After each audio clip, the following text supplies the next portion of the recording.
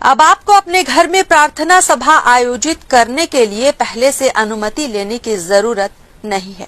जी हाँ, छत्तीसगढ़ हाईकोर्ट ने एक अहम फैसला सुनाया है। कोर्ट ने साफ कहा है कि कोई भी व्यक्ति अपने घर में प्रार्थना सभा का कार्यक्रम कर सकता है।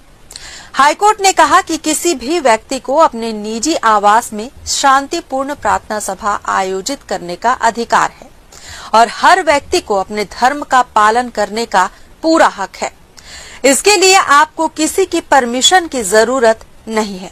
यानी अब किसी भी व्यक्ति को अपने घर में प्रार्थना सभा आयोजित करने से कानून नहीं रोकेगा। कोर्ट ने साफ कहा कि अगर प्रार्थना सभा के दौरान शोर शराबा हो, कानून व्यवस्था बिगड़े या किसी नियम का उल्लंघन हो, तभी प्रशासन कार्रवाई कर सकता है।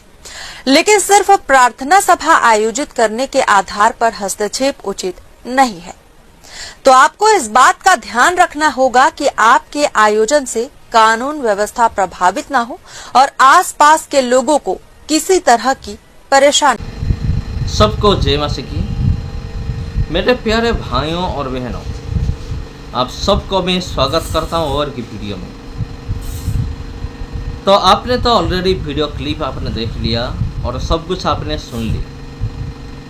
और आज का ये जो वीडियो है, वीडियो बनाने का मकसद ये है, आप लोगों को एक मैं खुशखबरी देना चाहता हूँ।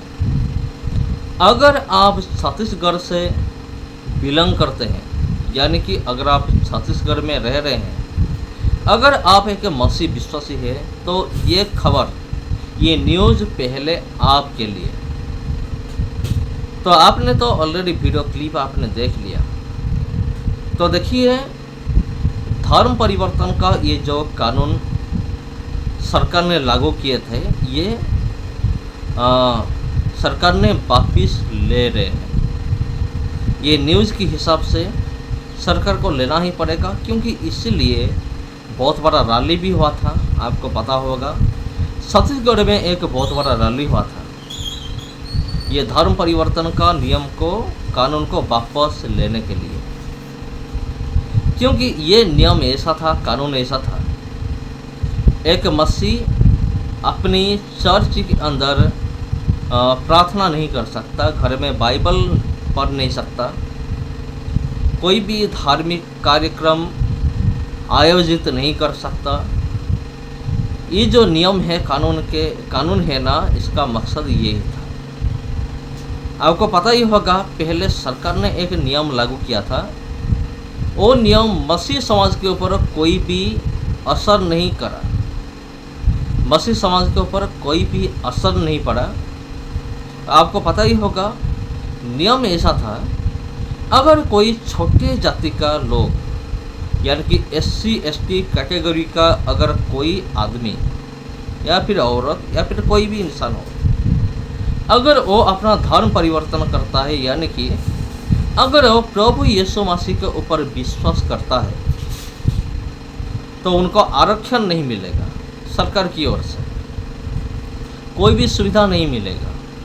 ये खबर को लेकर बहुत सारे मसीह विरोधी वीडियो भी बनाए और उन लोगों आनंद लेकर ये बोल रहे थे, देखो मसीह समाज का हाल अब बुरा होने वाला है। क्योंकि इन लोगों को ऐसा लगता था कि हम चावल लेकर, हम पैसे लेकर हम अपना धर्म को बेच दिया, यानी कि धर्म को बदल दिया। इन लोगों को ऐसा लगता था। और इन लोगों को ऐसा लगता था कि हम क्या करेंगे, सरकार से कोई आरक्षण नहीं मिलेगा, हम फिर हिंदू बन जाएंगे। ये लोगों का मानना ऐसा था। लेकिन ऐसा कुछ भी नहीं हुआ। ये जो कानून मसीह समाज के ऊपर कोई भी असर नहीं डाला।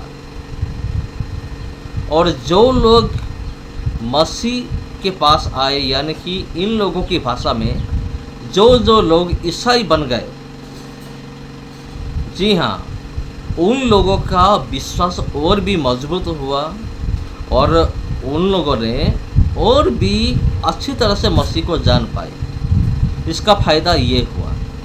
लेकिन सरकार ने ये जो कानून लागू किया, आरक्षण नहीं मिलेगा, अगर कोई ईसाई बन जाता है तो उसको आरक्षण नहीं मिलेगा। तो क्या हुआ, कुछ भी नहीं हुआ।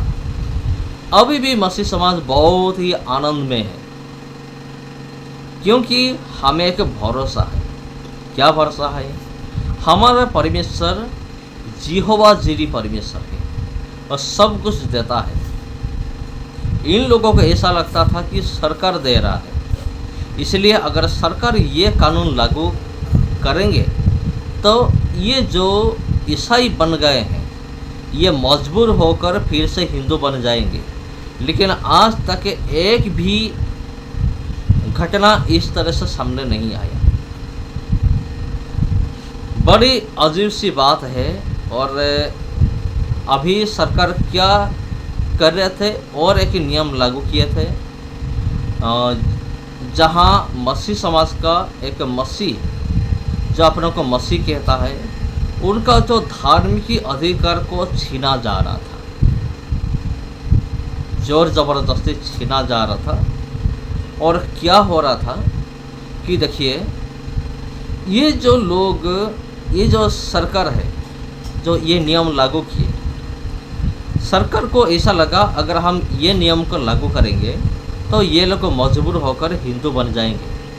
ये छत्तीसगढ़ का जो सरकार है ना, उनका घिनौना चाल थी।